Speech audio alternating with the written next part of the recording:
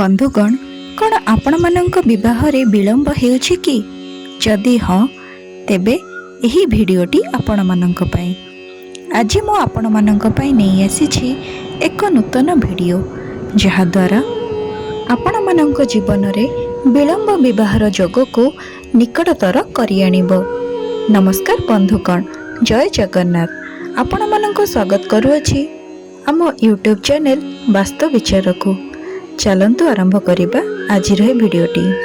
आपण माने समस्ते जानिथिबे हळदी को विवाह रे अत्यंत शुभ मना जाई थाए। हळदी बिना बाहाघरर कौनसी कार्य संपन्न होई न थाए। जदि आपण मानक जीवन रे विलंब विवाहर जोग रहिछि, बाहाघर स्थिरीकृत होई मध्य भांगी जाउअछि, प्रेम विवाह रे घरे राजी हेउ नाहंती, तेबे एही उपायटी अवश्य करंतु एवं एहा मध्य देखिबे आपण मानक जीवन रे किभଳି परिवर्तन आसुअछि। प्रथमे दुकानरू 3टा खंड हळदी आनिबे, लंबालिया जेपरि थिबो एवं मने रखिबे भांगी जाइथिबा हळदी को केबे भी आनिबे नाही। तापरे हळदिया रंगर गोटिए कपड़ा आनिबे। सेही कपड़ार मध्य भागरे 3टी खंड हळदी रखिबे एवं सेही खंड हळदी रे नाली रंगर स्केच पेन रे आपणक नाम लिखिबे। जदि आपण लव मैरेज करबा को चाहुछंती तेबे आपणक नाम सहित आपणक जीवन साथी नाम को लिखिबे एवं जदि आपण अरेंज मैरेज करिया को चाहुछंती तेबे केवल आपणक नाम लिखिबे ओ आपणक ना साइड रे केवल जीवन साथी बोली लिखिदेबे ओ मने रखिबे सरनेम लिखिबा किछि भी आवश्यक नहीं, केवल आपणक नाम रहिबा जरूरी। 3 खंड जाक हळदी रे एसबु लिखि सारिबा परे कपड़ा को गंठी पकई देबे।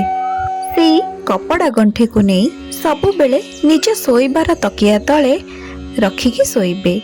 गोटिए मुख्य कथा प्रति ध्यान देबे, एही कपड़ा गंठी उपरे जेमिति काहार नजर न पड़े। आपणक सोइबार तकिया जदि अलगा अछि तेबे तकिया भितरे रखिदेबे। मने रखिबे सबु बेले एही कपड़ा गंठी सोइला बेले आपणक मुंड पाखरे रहिबा दरकार एवं सबु बेले सोइबा पूर्वरु माता पार्वती ओ भगवान शिव शंकरंकर ध्यान करी सोइबे। सबु बेले प्रार्थना करिबे कि एही हळदी गंठी रे जेमिति मु ओ मो जीवन साथी एकाठी बंधा हेइछु सेमिति आमको विवाह बंधन रे बांधी दियो एवं आम जीवन रे थिबा सबु बाधा और प्रतिबंधक को दूर करि दियो। जेतेबेले आपण विवाह बंधन रे बांधी होई जिबे तेबे एही कपड़ा गंठी को नेई भगवान शिव शंकरंकर चरण तले अर्पण करि देबे। आपण मानक आम भिडियोटी केमिति लागिला निश्चय कमेंट बॉक्स रे जणाइबे। भिडियोटी को शेष करिबा पूर्वरु लाइक शेयर सब्सक्राइब करबा को आदौ भूलिबे नहीं।